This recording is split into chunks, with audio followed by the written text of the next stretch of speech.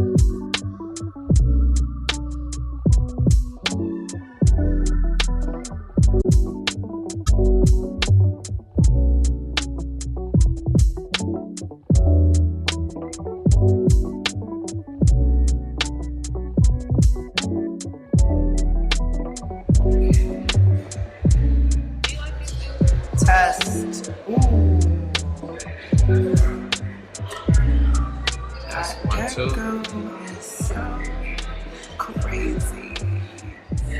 Oh, they have a... Oh, let me turn this off. Y'all, we're still handling our technical difficulties. I'll get back right with ya. Don't go away.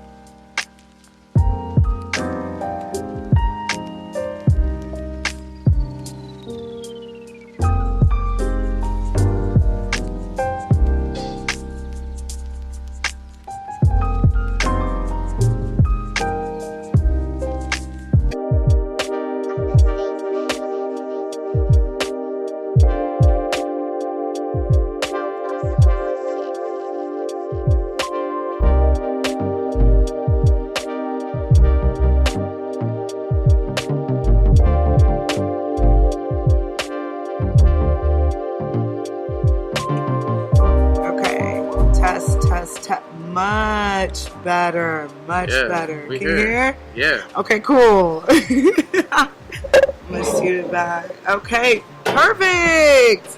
And we are back with the Amira Show. So sorry for that delay. We had to move rooms from our usual spot. But don't worry, we're still right next to Virtue the Venue, so that will be the turn-up spot as usual for the night. I still have LEMAJ right here on the mic with me. Say hello. You know what's happening, y'all. Yes. And then I got Ashanti's ass over here. What's up, y'all? Oh, I even hear you. Okay, this works out. Yeah. So, before we had to do some shit, we've already had introductions. I'm going to go ahead and handle some business really quickly. Just want to give a shout out to the Kletzo. I appreciate you, Sally, over there in Atlanta, selling the soap and doing more. Y'all, Sally is more than just someone who's crafting and selling soap now. Like, Sally has a platform. She's out there branding people and stuff. So it's just really dope to be involved with her, even meet a bitch like that. Like, keep killing it, girl. We haven't spoken like a month, I'm pretty sure, because you've been hella busy with all of your endeavors, and kind of the same with me. But don't worry, we're going to link up soon. There's still promo codes going on if you need to get any soap from anybody or for anybody and yourself. Just use promo code Amira Show to get 20% off of products. And then, thank you. And then you'll get your goddamn soap. Wash that ass. Yes. So, shout out to you, Sally. We appreciate you. I also want to give a shout out to Virtue the Venue. They have really taken me in since I've been back trying to find a home for the Amira Show. Studios are cool, but I like to be out with people. That's how I get my energy. So shout out to y'all. Thank y'all so much. Even though y'all got some stuff going on right now, I still appreciate y'all, and we'll be back in there. Y'all go check it out if y'all have nothing else to do today out in Louisville. I think they're doing like slow jams and some shit tonight. Slow jams and some music. Hey, we on the camera. Hey. I'm ready. We just had a photo shoot. Aren't y'all jealous? Shout out to Virtue the Venue. I just want to let y'all know that content from my weekend is coming. Like, it will be here, I promise. I've been so busy and so tired with like work and stuff. I've been slowly working on it. Yesterday I finished the pictures to put on the website. So don't worry, that content will be coming soon. Just, bear with me a little bit. In the meantime, go to the website, check out everything that I have there. I'm utilizing my calendar on there that I keep forgetting about. That's where I will schedule what events I'll be popping up at. If I have any special guests on the show, if I'm going over a topic for the show that's real lit, if I have updates, anything like that, just go to the website and check it out. If you hear any cars, it's because we're outside. What else? Oh yeah, and check out YouTube. Videos will be on there soon. But just go check out YouTube, subscribe, so that way you'll get notifications whenever I post up any type of videos. And that wraps up my business. Let's get to know LEMAJ, because why the hell else would y'all be tuning in today? Because of him.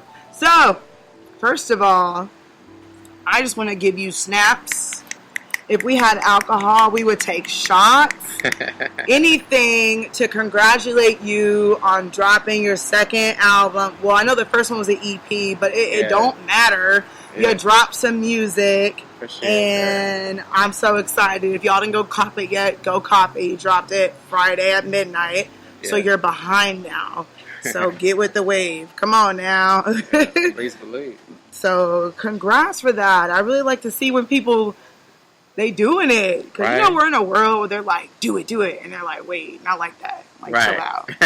Right, for sure. So, before we get into the music and the album, tell the listeners who LEMAJ is. Your background, where you're from. Let us know who you are as a person. All right. Well, first off, thank y'all for having me. Of course. Appreciate the look and everything. Who is LEMAJ? Man. A black man. First and foremost. Before you know what I stand for, who I stand for, who I'm standing with, who stands with me. I'm a black man. I got 2.5 feet of dreadlocks on my head. You do. I got little eczema.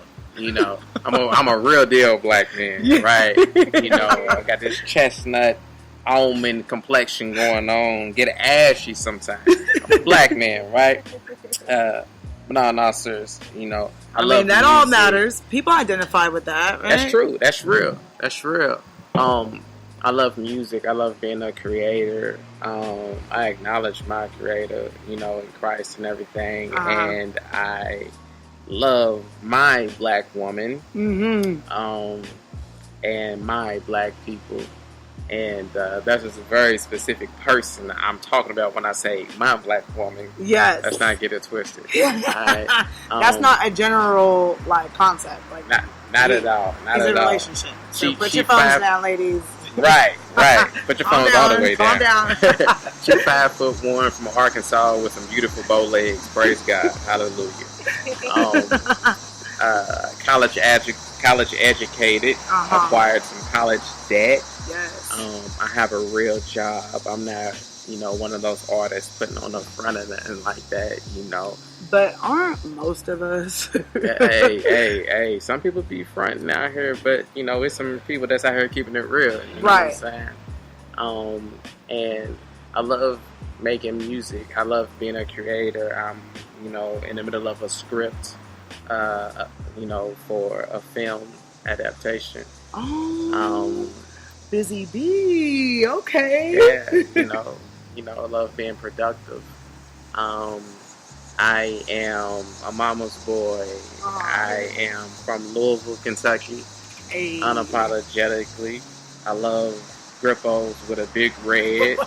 And, at this stage that I am in life, I have to have some Pepsi AC, some Prilosec OTC, because, you can't see Grippos every day no more. You feel me? That heartburn get activated. You know what I'm saying? Right. So, yeah, and I'm a really dope, intellectual, original rapper. But I hear it, though, just in the way that you describe yourself. Yeah. A lot of people will just kind of get to the basics. I'm this old, came from here, etc. But you went into some things. So I definitely hear the intellect.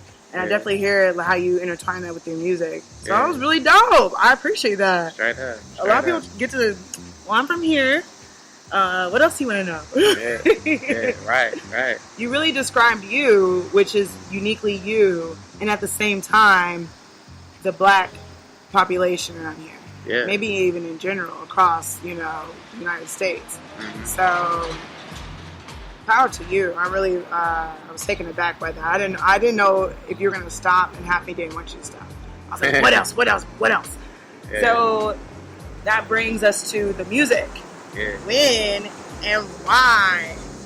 When did music become a part of you? And why did music become a part of you? Yeah. Music became a part of me because that's what God gave to me. Okay.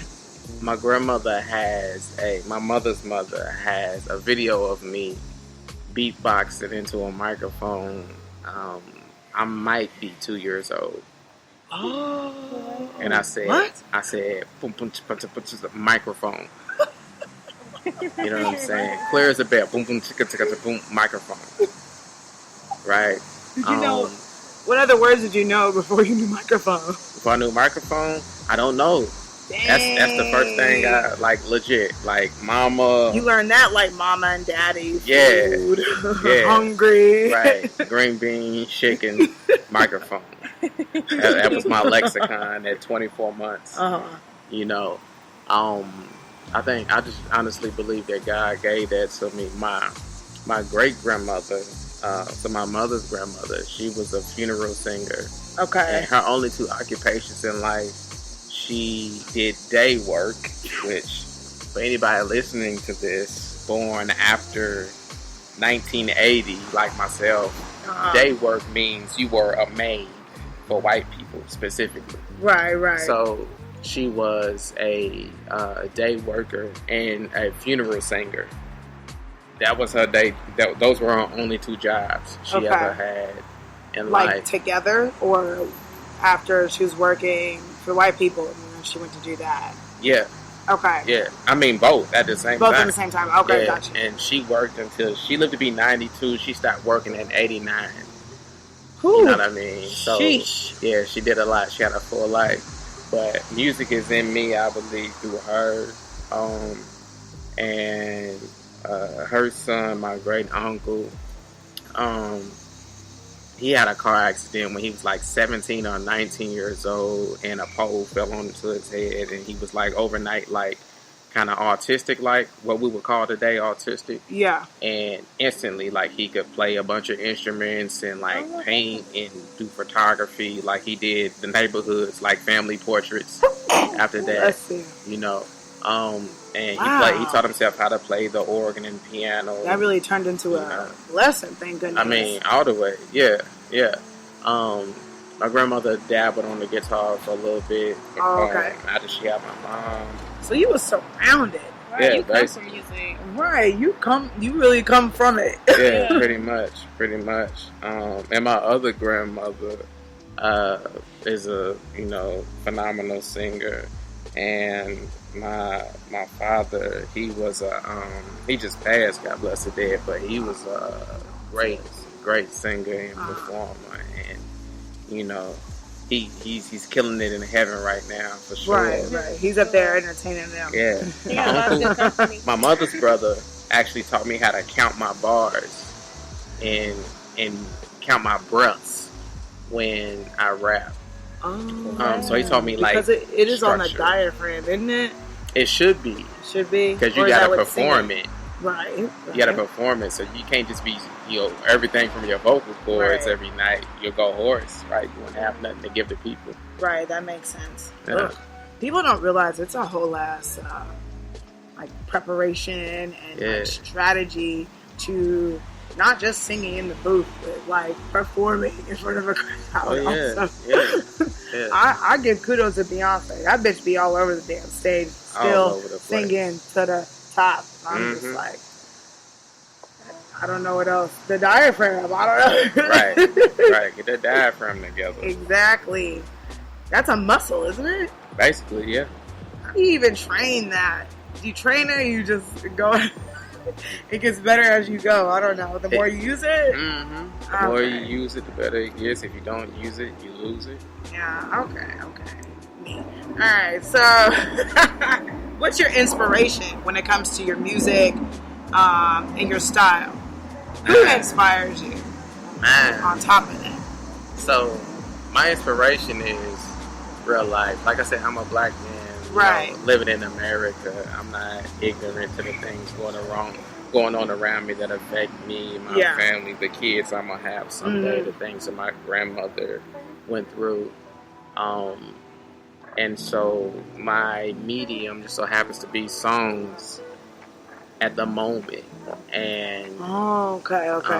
So like when I think about creating a song, you're either taking a moment in life and stretching it out to 3 to 5 minutes, or you're taking something that was 2 years worth of inspiration or a 2-year relationship or whatever that thing is, and you're compressing that phenomenon down to 3 to 5 minutes.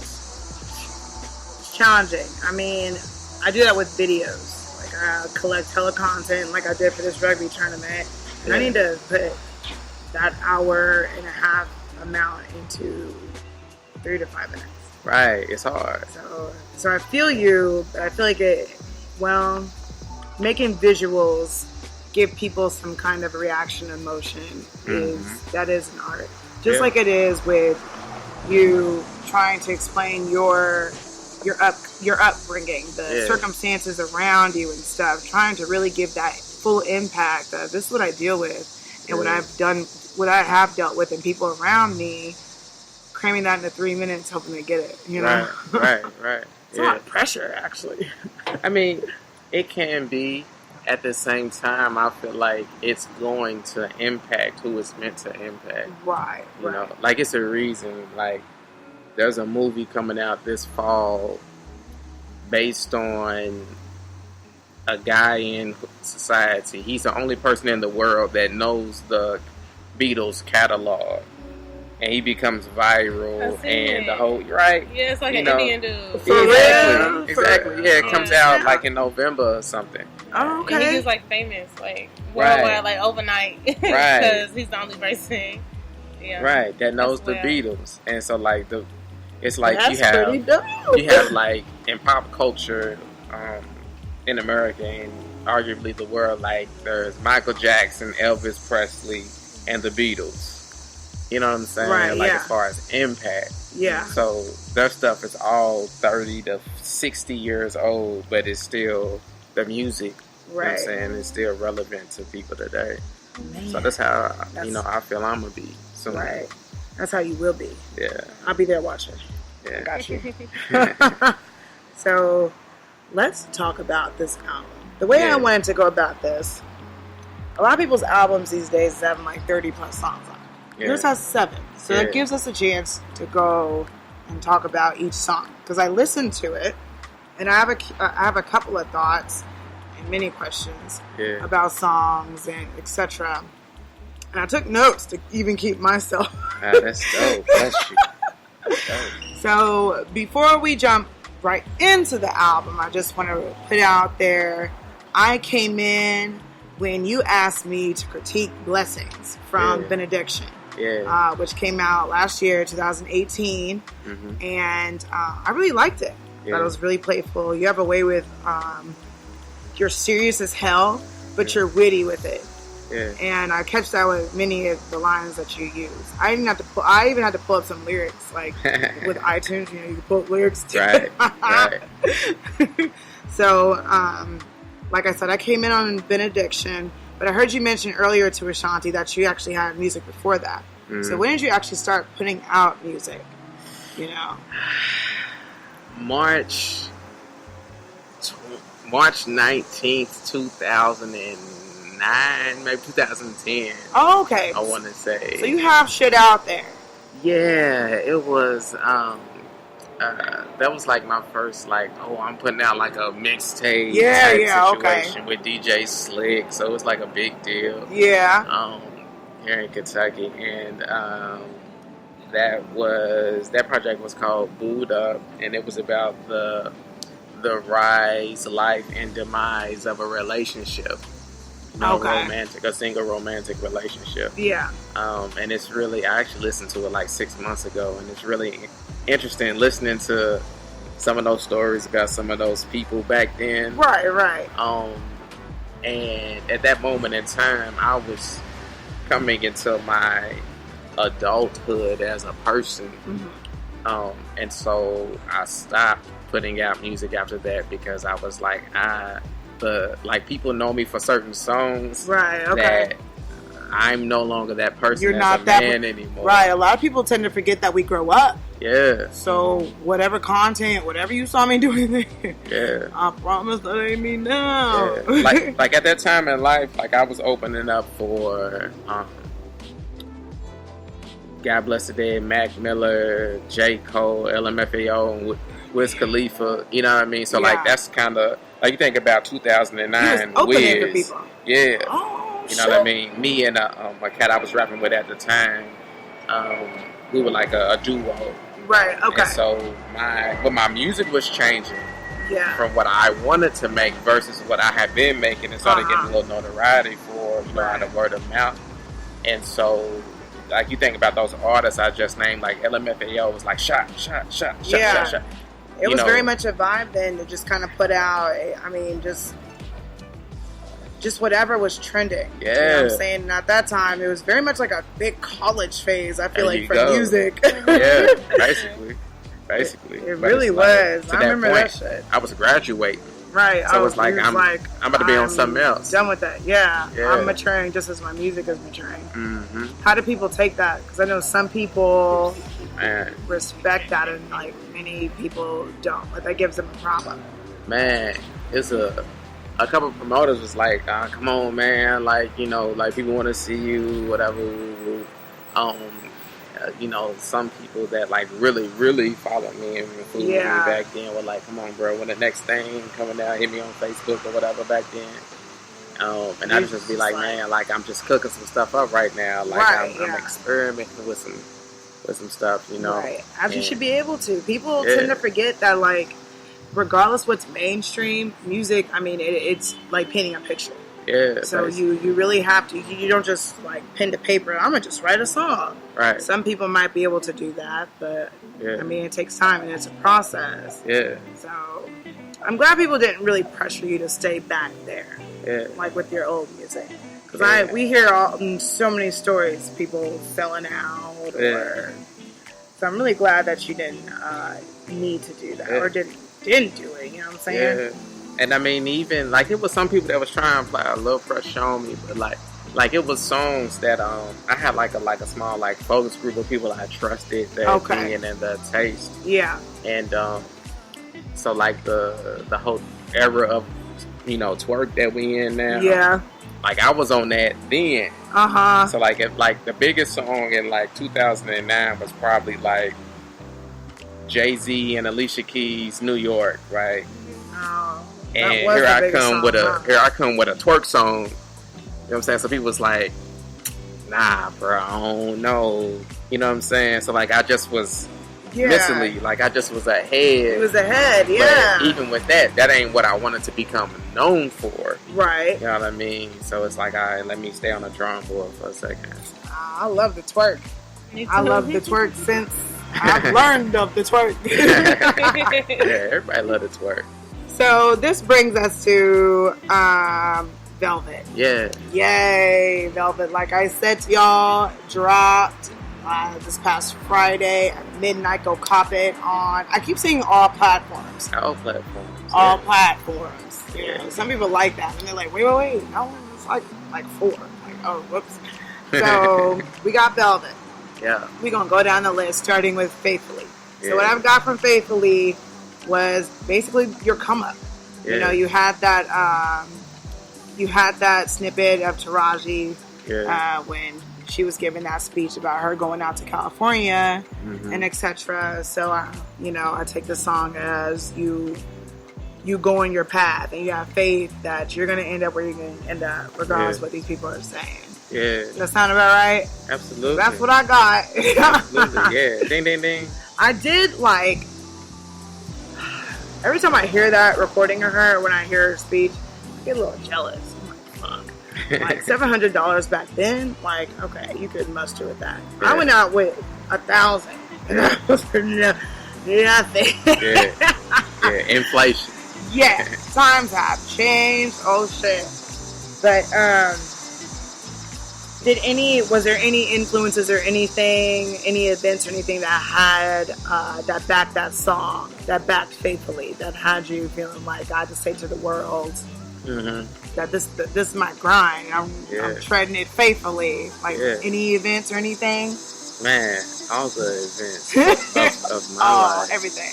Yeah, like this song has a really deep personal meaning to me, as the majority of my songs do. Mm-hmm.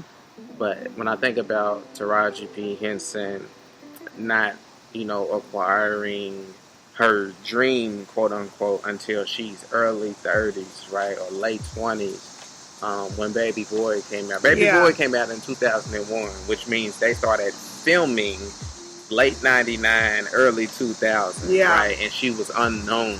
The stars of the movie were Snoop and Tyrese. I actually seen her in ER. Word. Like, yeah, I was like, oh shit. But you know what? ER had everyone on there that came up. ER had everybody on there. I was shook. True. So, maybe I wouldn't have known who the fuck she was then, but because I know who she is now, then I see her later, I'm like, oh shit, there's Taraji. Right. But I felt the same kind of way as Taraji did, you know, having basically all the odds stacked against you. Yep. But faith is, something that you know that you know that you know. Right.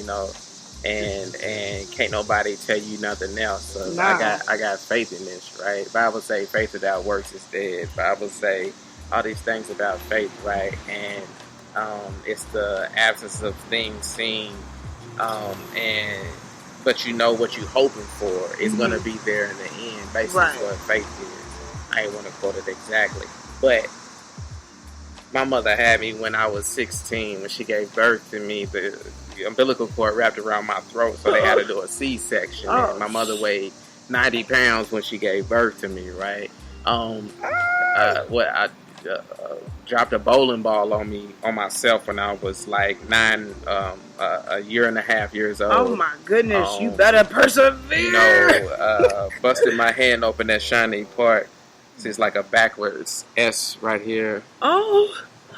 I was like 6 and lost like 2 pints of blood or 3 pints of blood, something silly like that. My mother had to stop a train literally to get me to another vehicle to get me to the hospital because her car was on E. We weren't gonna make it to the hospital. Right. So like all these type of things, right? I'm 5'7", and when I was graduating high school, I was like 5'6" and wanted to play basketball in college. I needed a basketball scholarship to go to college because my grades was trash because all I did was go to practice and rap. You know what I mean? Because that's what I wanted to do. So I ended up, the only school I tried out at, I made the team or whatever and got a scholarship. Got a 3.5 GPA first semester, transferred, quit playing basketball.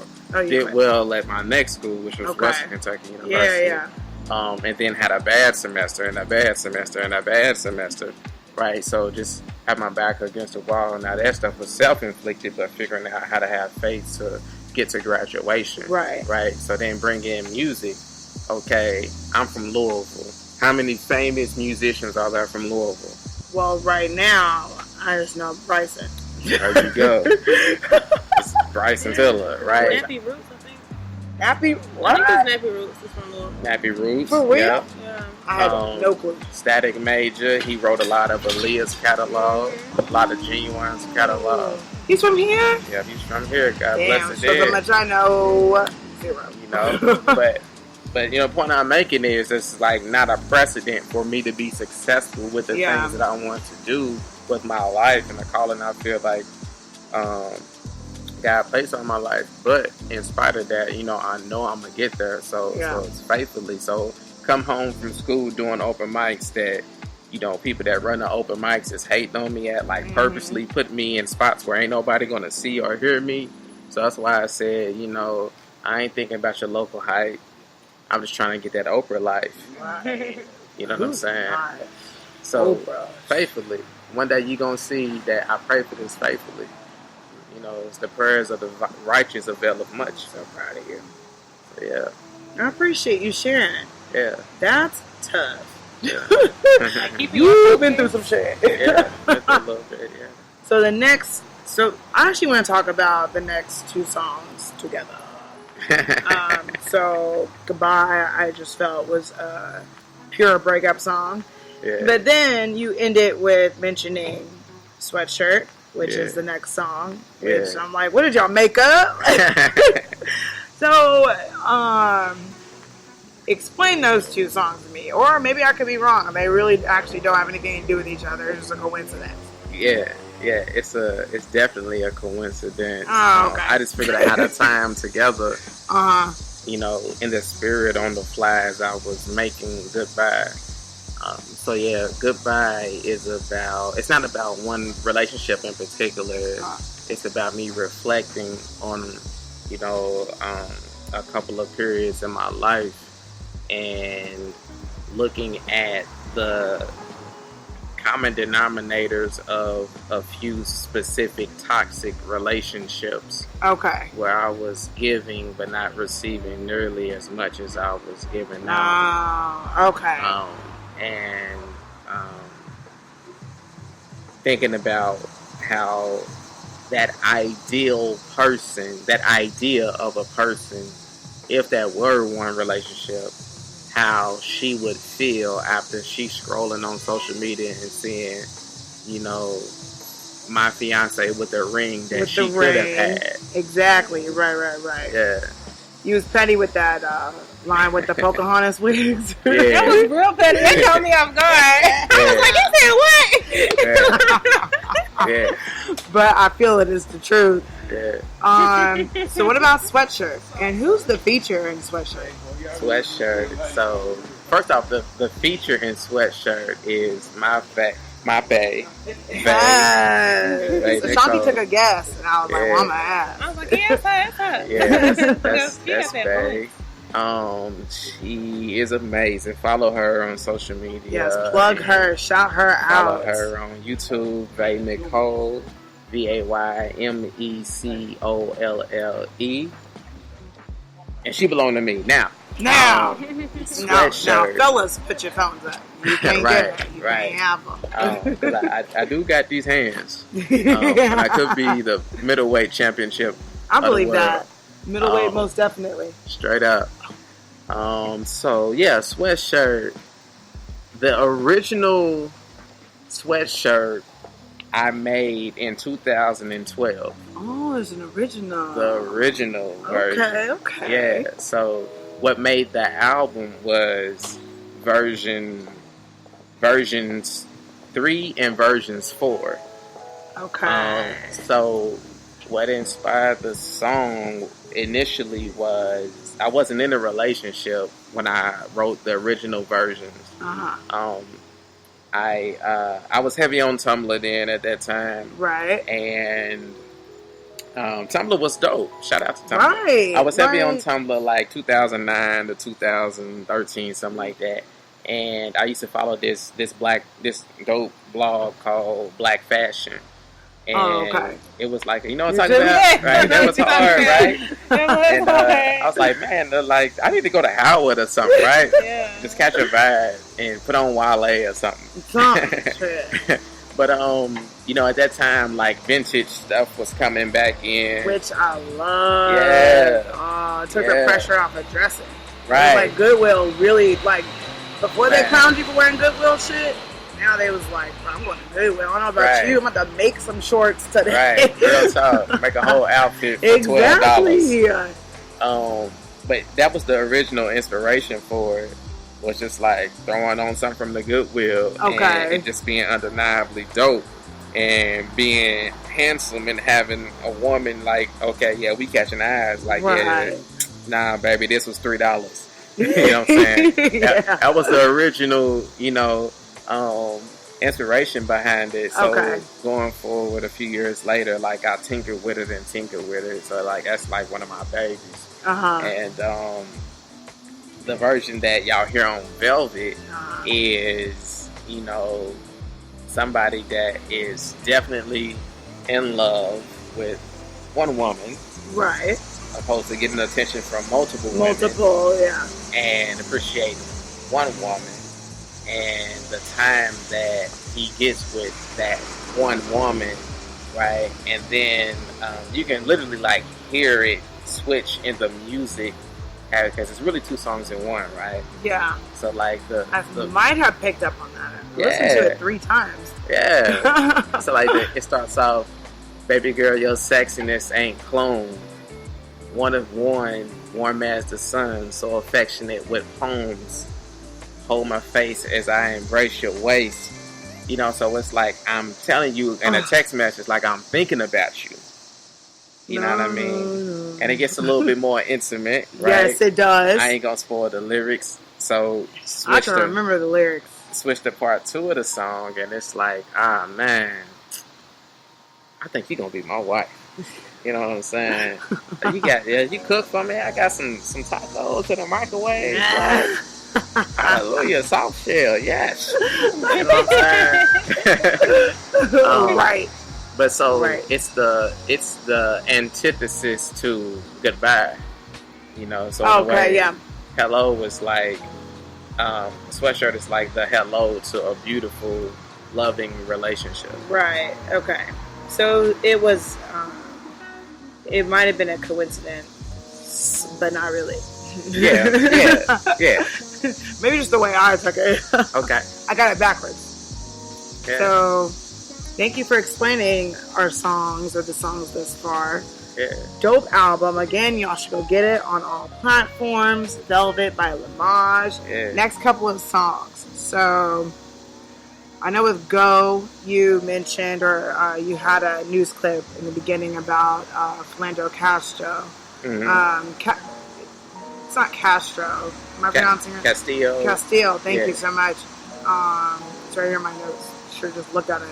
But about, you know, him being shot basically for no reason. Just like many of our brothers out here.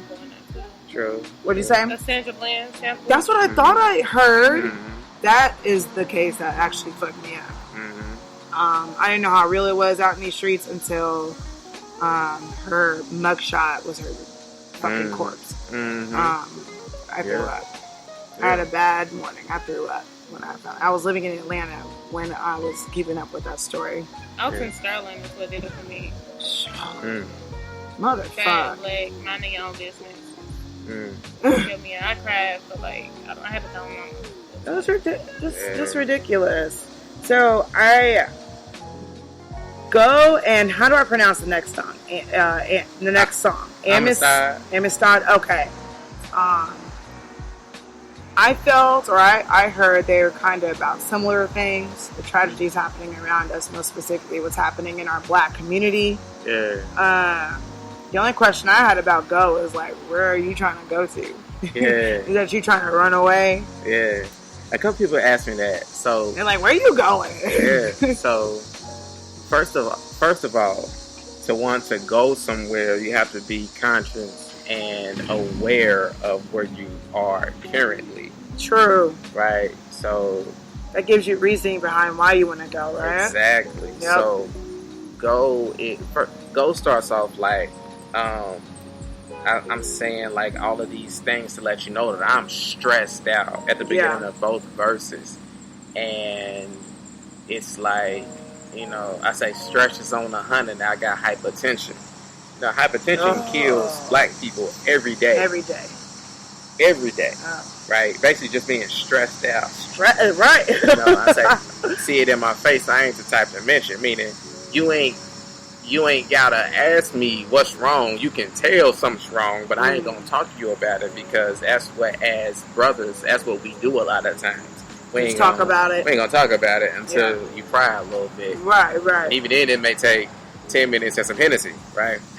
But anyway, it's big facts. I just want to have a getaway. Mm-hmm. You know what I mean? Like, I I just want to know what it's like to live a life where I'm not reminded of the threats to my life for being black. Right, yeah. That's the Nina Simone stuff. Like, Yeah. what does freedom mean? Or like, I don't know. She was like talking about singing and how like when she's on stage, that's how she really feels is free. Like she gets into certain moments of what freedom actually feels like and how freedom is like love to her. Yeah. I don't know. That sounds like what Wave. Yeah. It's initially like a childlike heaven. Yeah. How we were when we were children. Exactly. No worries. We were just in our little like it's ridiculous. And to that point, Tupac is a huge inspiration to me. And he had this song on when he released the Don Illuminati, the 7 Day Theory, under the alias Machiavelli. Right after he passed, God bless the dead, he had a song called White Man's World. And it's just literally about 3 different perceptions of being reminded how black you are, how dangerous you are, how threatening your life is at every moment. Yeah. For being black in this white man's world, right? Like you go to, like we've been in school, right? We've been in college for a second, right? So when they tell you, okay, for public speaking class, you got to dress business casual, what they tell you were some slacks, a white shirt, or dark bottoms, white shirt or tie, or ladies put on a blazer, right? But we had 2 black businesses. Ain't nobody that on these businesses got on neither one of those outfits. No. Right? It's like we live in a white man's world, you know what I'm saying, to a certain degree.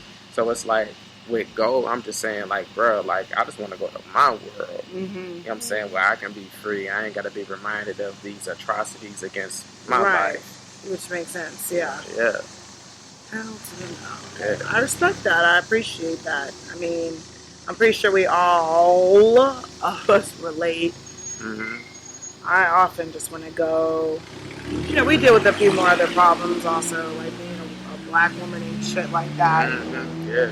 Definitely deal with our own little issues where it's just like, I definitely want to just go somewhere in limbo. Yeah. Just still for a moment, nothing chaotic and crazy going on. Nobody's opinions of anything. No one's forcing any type of anything on you. Just so I feel that. It's real deep now that we've talked about it. Because I thought you were trying to go to someplace specific. No, I'm just kidding.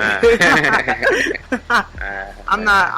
I'm just playing. But moving into the next song, Amistad. Yeah. What does that mean exactly? I didn't want to Google it because I just wanted you to tell me. So Amistad is direct relation and inspiration from the movie Amistad, which is about the Amistad slave ship. Oh, and I'm glad you know. And one of the lead, they made it into a book and a movie, and in the film adaptation, the Amistad slave ship is represented by Sinke, and Sinke is very, very smart, very intellectual. He learns English, right? Yeah. And he's like, I don't think this is right. Like, we in another land, but like, we should be free. Should nobody be able to tell me what to do as a grown man? Right, exactly. Regardless of where I'm at. And so, I want to say the 5th president of the United States, John Quincy Adams, represented, he was their legal attorney for the slaves of the Amistad slave ship. Okay. And the calling card from the movie is when Sinke says in the courtroom, give us free. So in Amistad, my song, I'm talking about give us free. So, I make allusions to J. Edgar Hoover trying to oppress black people. Yes. I talk about black people oppressing black people. I say, you won't catch me with no Kylie Jenner. Because to me, I'm going to be with a black woman. You know what I'm saying? Right. I ain't dissing nobody who wants to date outside of our race. But as for me, I'm going to be with a black woman. Yeah. That's not your bag. You know what I'm saying? All day long. And that's no disrespect to the Jenner or Kardashian family or nothing like that. They obviously love black brothers. Black men. You know what I'm saying? I think, we all can agree with that, right? Yeah. Whether they're correcting them or not. That's true. That's true. But for me, it's just like, I'm proud of my heritage and who I am and where I come from and where I'm going to. Yeah. And where I'm going to is not a place of bondage or dilution of my culture or appropriation of my culture. Yeah. You know what I'm saying? So, like, in that same respect, there is a such thing as, what we call white allies. So people have issues with Kim Kardashian, whatever. She helped a black woman get out of jail for a very minor offense. Yeah. In Memphis, Tennessee, right? I ain't heard of no regular, everyday black celebrity doing that. So regardless of who does that, I'm going to give them props all day long. I feel like sometimes we as black people or the community, we kind of, it's like we want this, we ask for help, we ask for allies, or we fight for them or whatever. And then once we get those, no, it's not what we want. Yeah, be like that. It's like we're still at a war with ourselves, mm-hmm. within the community, like trying to figure out what exactly it is that we want, what's really offending us today and what's not, Yeah. And I think we need to be more comfortable in our black skin. Yeah. And not take offense to anyone who's willing to take a stand with us. Because, I mean, it's like a double-edged sword. I was talking about this with somebody about the LGBT community and how a lot of drag performers, to a lot of people, sold out because they're working with companies like Pepsi for commercials or doing shit like that. And they're like, you're a sellout. You're using drag as a means to make money with people. And then it's like, that sucks, but then at the same time, these companies have, the platform to give these things exposure as well. Yeah. So it just always seems like everything in the world is going to be a double-edged sword or a give or take. But I feel like, once you take a side and you're confident in that, I didn't have a problem with Kim helping that woman out. I was like, get these bitches out of jail. I don't know. Just a note on the Kim Kardashian situation. She was more of a representative from an ongoing legal battle. There were actually two black women, Brittany K. Barnett and Maya Angelou Cody. I'm saying that wrong. Maya Angel Cody. They had been fighting for a really, really long time to get 17 women out of prison. And Kim Kardashian, she stepped up and helped them kind of at the last minute type of thing. And because of her influence and because of her and Kanye's relationship to Trump, it allowed for that movement to kind of go ahead and finish on out. But it was really those black women's work, the legal battle, that got the women out of prison. Oh, of course. True. So Kim was their puppet. Is that what you're trying to say? Kind of. But I also feel like that's the... not saying that Kim is white, but I feel like that is the fight, that is the job of the white ally, is to be like, okay, you did all the things, you've been saying this for a long time, let me just go ahead and show my face, and maybe they'll listen to me, and then they listen. I think that's the job of any ally. Like I tell... anyone who is superior, in a sense. In a sense, but anyone actually access. Anyone who has the access that you don't, it's their job. Like, it's my job as a man to speak up to other men when they saying and doing things that affect your livelihood as women. That is so because I have access to those conversations, right? And the only reason that helicopter going over right now. Excuse me. Right. That shit was just so loud. I didn't want you to talk over that. Fly around next time. Right. All right. Continue what you're saying. Reel it back just a tad bit. Go ahead. Like, don't worry about twerk time. I know y'all probably like, what's going on with twerk time? Lamar shouldn't get his fair share of the hour I pushed out for him. So we're going to finish talking to Lamaj. Twerk time will be here later or never. So, as a man, me having access to conversations that men are in, if I truly am an ally for women or whatever group, it's my responsibility to take your beliefs that I believe in and make them known to people who are going against said beliefs, because I have access to those places and conversations. Right. You know what I mean? And I think that's I what agree. Kim, That makes Kim total did. sense. Yeah. That makes total sense. I think there's always, if you are less marginalized than someone, and you know that you know that marginalized group is not going to get hurt, like, it's your job as the superior person to get that word out there to make it happen for them. But Very that's much fucked up if you don't, you know? Yeah, because in the end, I mean, we're all human. We're all here. Like, what the fuck? Yeah, if you can help me out. It's like big bro, big sister. Yeah. Something shit. Yeah. So thank you for explaining both of those songs. Yeah. You definitely taught me something about that history, because I actually don't know a lot about just history in general. I mean, some of it is, the other part is current. Like the second verse of Amistad is current. Like, you know, the new slavery is dead. You know what I mean? Like, go to college, get Most a degree, definitely dead. Stay in a nice apartment. Ooh. Okay, then you get out, can't get no job. Go back to school. Go back to school. You know what I mean? So it's like, alright, okay, I got a master's degree. I got work at the mall for $9 an hour. Where? Come on, bro. Like, people with master's degrees working at Starbucks and Chick-fil-A. It's a man with a doctorate who's a manager at Chick-fil-A. See? Doctorate in theology. I think the world just doesn't make it easy for us to. Here's what I think.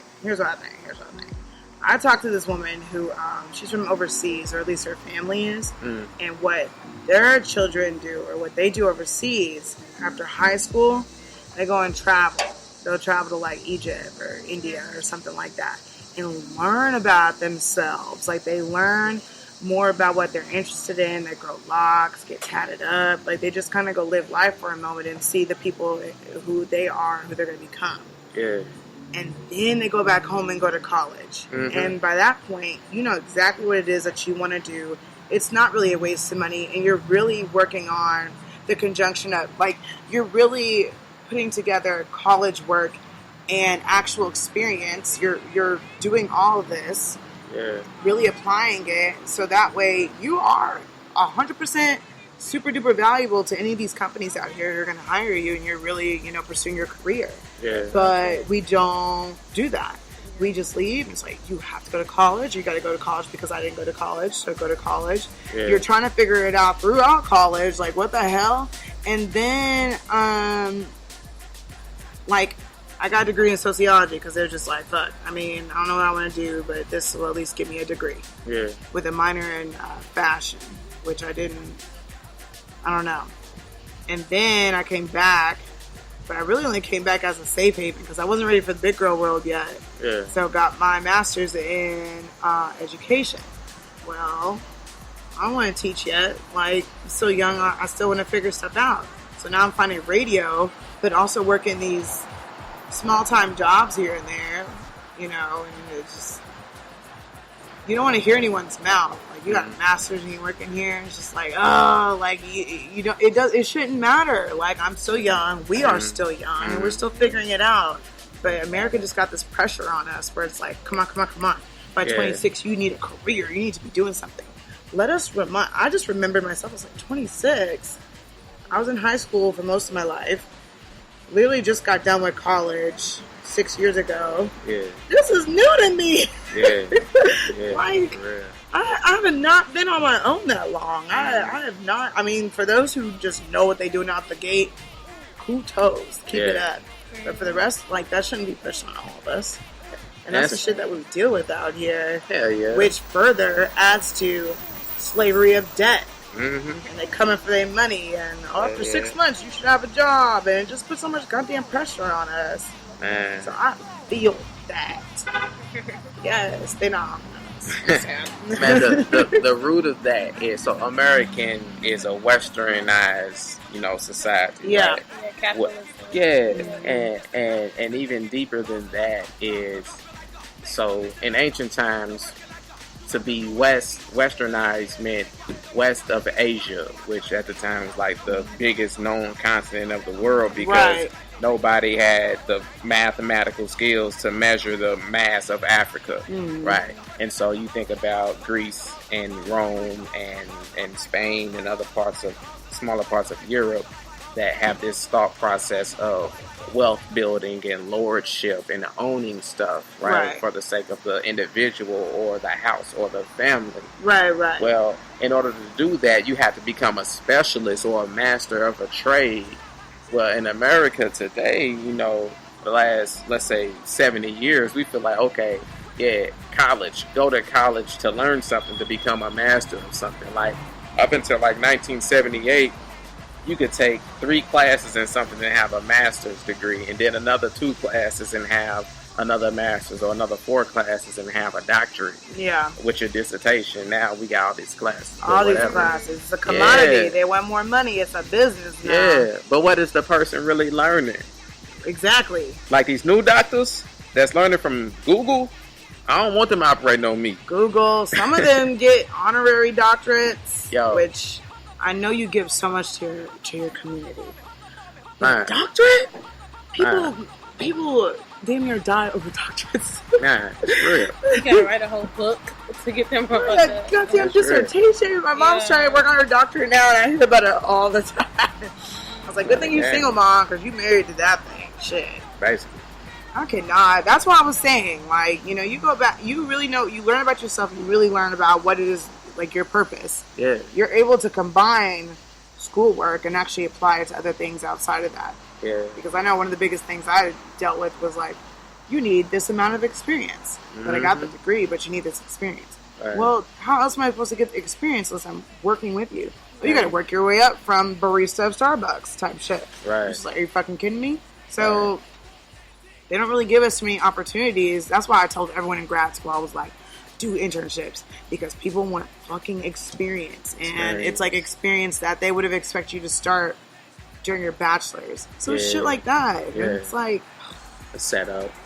It is. Again, we're 18, 21. Are we really supposed to know what we want to do? Like, a lot of people don't. I think gap years are important. I did a gap year with AmeriCorps, and it was smart. Like, it was so lit. Yeah. And I tried to go back to school, but that didn't work out. So like I decided to live my life and do more kind of like social justice work and nonprofit work until I figured out what I wanted to do. Yeah, fuck it. Just get right out there. Get straight to the point. There you go. So, we trailed off a little bit. Nah, not really. But I don't want us to leave out your last 2 songs, which are initially the same. One is just live. Yeah. And titled For Buck. Yeah. Let's talk about Velvet. Yeah. First question I have about Velvet. What does it mean in this song? A few times we've used the word as an adjective, which I found very interesting. Like an adjective in a positive way. Yeah. Basically, dope or not dope. Mm-hmm. So, what is Velvet? What's the meaning of Velvet when it comes to this album? So, Velvet is a place. Velvet is where you arrive to after you've been through all the hardship. You get to the smooth place. Right? Okay. Velvet is keeping it 100. Velvet is what you go through when you miss a couple of shaving cycles and you finally get yourself together. You know what I'm saying? Men and women. And you finally, okay, yeah, I'm here now. Yeah. All right. Velvet is when a brother misses haircut for a couple of weeks because life happened and he kind of rough, can't get a shape up or nothing. Then he finally get that cut and he's like, ooh, he nice. Mm-hmm. He number 7 on the chart. You know what I'm saying?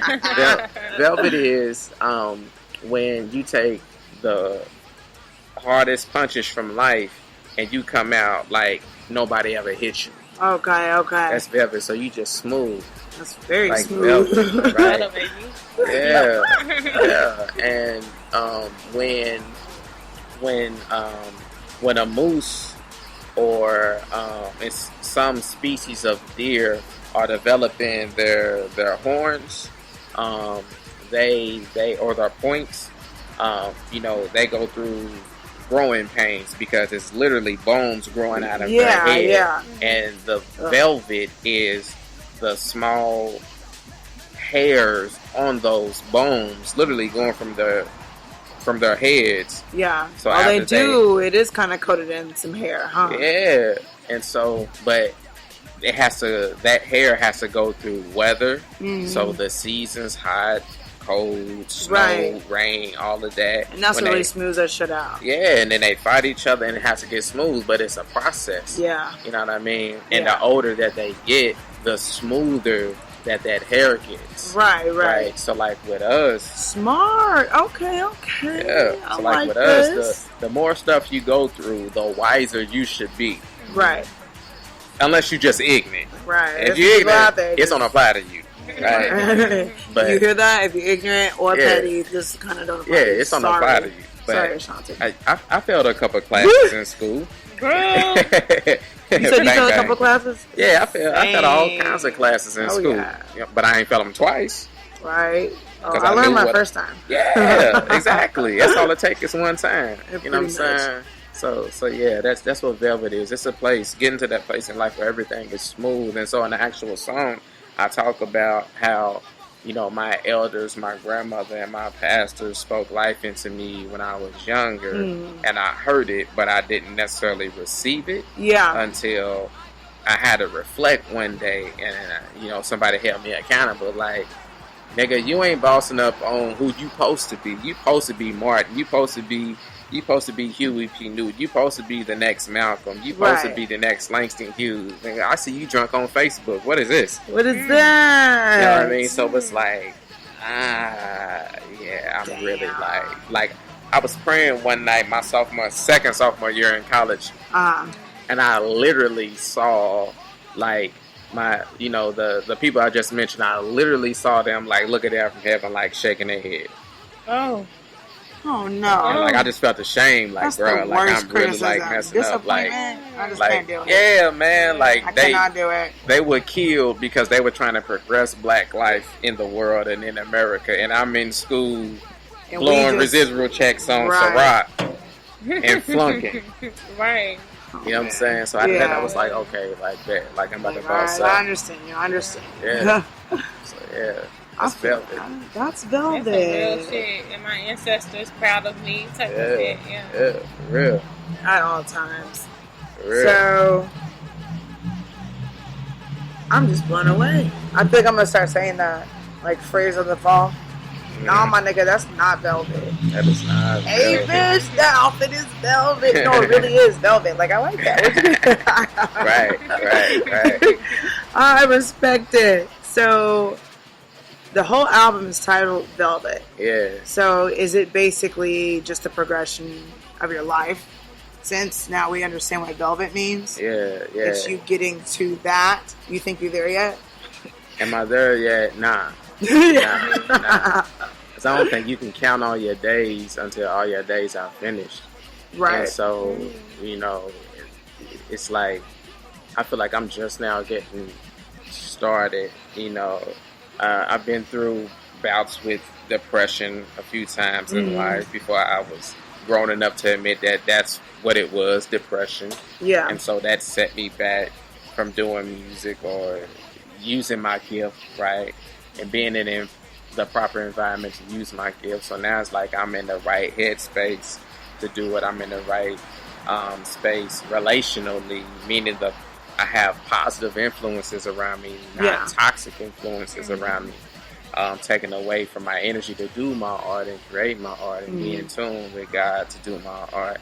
I'm in the right place financially to do art. But anybody out there thinking about being a musician or a recording artist, studio time isn't cheap. You know what I'm saying? Not. You don't want no cheap studio time. You really don't. You don't want to stay there. You really don't. So if you don't, and I produce this album myself too. So nice. So thank you. So if you don't make your own music, right, you gonna pay anywhere from $300 to $1,200 for a single track to own the rights to it.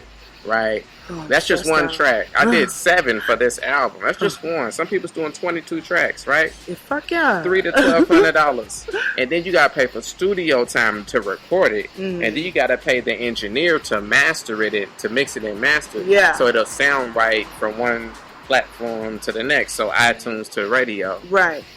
And then you gotta put some money into it and some energy into it to release To it. Meaning release you gotta it, talk to market the Amira it, show. promote, You gotta right. talk to CNN or whoever else. You gotta reach out to Hollywood, right? Yeah. That costs money. You know what you make on streams from one site to the next? I heard you don't make much. 0.3 of a penny. Yeah, that's what I heard. So you gotta have one song streamed 600,000 times to make $21.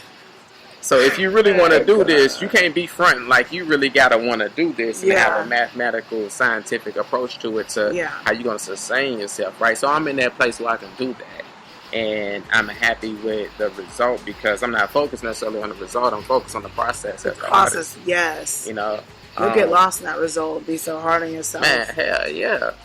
Hell yeah, we got to do better to ourselves. Yeah. I speak straight from I do it. Right. I've gotten better, but I used to be bad, so bad. Yeah, me too. Oh man, Ashante, how about you? You good? I'm good. I ain't worried about you. All right. So LEMAJ, thank you so much for coming on to the Mirror Show. I want to know what's coming up next. You got any music projects? So what's coming up? What's coming up next is focusing on making more visuals for that album to make it connect that much more. Okay. I'll probably do anywhere from 2 to 3 more videos. There's the in studio visual for Velvet for Buck. Mm-hmm. Buck, by the way, is my pops. He passed away. Yeah, I was gonna mention that. Yeah, he passed away on June 6th. So that was a tough day. My condolences. Thank you. As fate would have it, weeks prior to that, I had scheduled my studio session to do the live song for Velvet on June the 7th. Oh, so it's like I had to, I was like, come on, man. So he and never that's got when to you hear that song. dedicated to God. Yeah. So you didn't back down. You did it. Anyway. You did it anyway. Like, you didn't back down even though... Nah. Oh, wow. Nah, because he was a singer. You know what I'm saying? Yeah. So he would have told me to handle my business. What better way to send him off? Yeah. So that was hard. I had to do like 2 or 3 takes because I kept getting choked up. Oh, yeah. You know, but that's my dog, though. I love it. That shit's in the cloud. So, like, literally. So literally, it's in the cloud. It's in the cloud. He heard it somehow. Yeah, man. So you're working on more visuals. Yeah, working on more visuals. I definitely like visuals. Yeah. And they're getting way more complex these days. I really like that. This is true. This is true. So definitely can't wait till those come through. Yeah. And then after that, I'm going to just let the album be and do what it do. And I got some work I have to finish for a script. It would be a huge blessing if, 6 months to a year from now, I can tell you who I'm doing that for. But I'm patient. They're a big deal. Your show ain't going nowhere. Right. I will bring you back. Right, part 2. So that's what's in the immediate future. Artist-wise, Friday, I got a hell of a date night planned. Okay. Yes. I worked hard. Yeah. It's time to chill. Yeah, man. It's time to celebrate. Yeah. So I got a hell of a date day with Bae. That's awesome. Shout out to Bae. We heard you on that feature, girl. Keep it up. I'm messing with the mic. Oops. There we go. All right. Well, thank you again for coming on to the show. I really appreciate it. I'm so sorry for the difficulties earlier. That's all good. It's all right. I'll cut off twerk time. I cut off twerk time. That'll be all right. That was good. We were we supposed to be. Exactly. Yeah, we good. Things happen for a reason. So it just only worked out how it was supposed to. Right. So go ahead and let my listeners know where they can find you, where your YouTube video. Well, there we go. Or your YouTube. Plug yourself. Right. Plug yourself. So it's LEMAJ, LEMAJ. You can find me musically on all streaming platforms: Tidal, Spotify, Apple Music, Shout out to the folks in Australia, Nigeria, and the Bahamas again for supporting me on y'all's platforms that y'all have available there. Yes. The people who still using iTunes around the world, I thank you for your support. You can definitely check me out on YouTube, LEMAJ, LEMAJ, and go ahead and stream that album, Velvet. It's popping. The homie in the back, he about to play it right now. This old lady about to put on a sweatshirt and get a little cozy, baby. Cozy. Get a little cozy. And yeah, that's me. You can find me on Facebook as well. My like page, LEMAJ, and Instagram, LEMAJ as well. So LEMAJ, loving every moment after jealousy. I love it. I appreciate it. Make sure y'all go follow my mans. Make sure you go support him. Support your local artists. Yeah. Support your community. I can't even say support. Goodness. Anyways, make sure y'all go do that. Again, go download his album and even check out his EP, Benediction. You know, now's the time to get with it. Now's the time to keep up with LEMAJ because he's on a whole new wavelength that is just... I can't wait. It's about to take off for you, and I'm so excited for you. Your show is here to support. Anytime you want to come back, just let me know. Whatever you got going on, send me some shit. I'll post it on my page. I'll do whatever. Yeah, I'm here for y'all.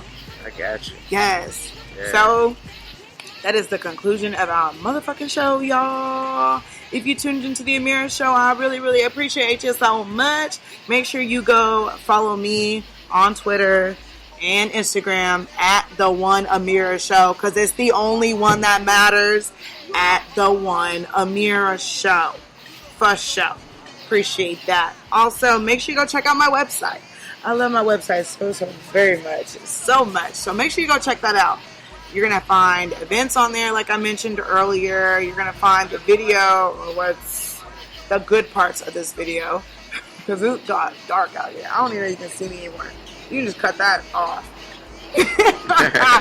You'll find the good parts of the video up on YouTube soon. This will be posted as well, of course. There's a plane again. They really be flying over here. Man, it's we on our way up. It's all good. Go away. No, I'm kidding. Yeah, make sure you go check out the website. This episode will be saved, so of course, whoever listens afterwards, enjoy. Ashanti, plug yourself one more time for me. Okay, sorry. Trying to work with the GoPro. I don't know what I'm doing.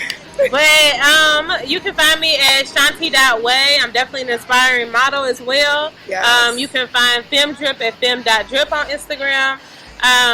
We're also FemDrip on Twitter as well. Let's see, what else am I doing? And we also have a like page on Facebook as well, and that one is FemDrip also. We are also on Anchor, we're on Spotify, and we are on iTunes. Yes. Hey. I love it. I'm loving it. I'm on those platforms too. But they put me on Anchor.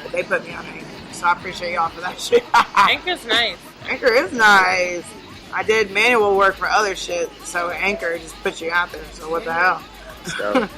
They'll pay you, fellas. I know. Okay.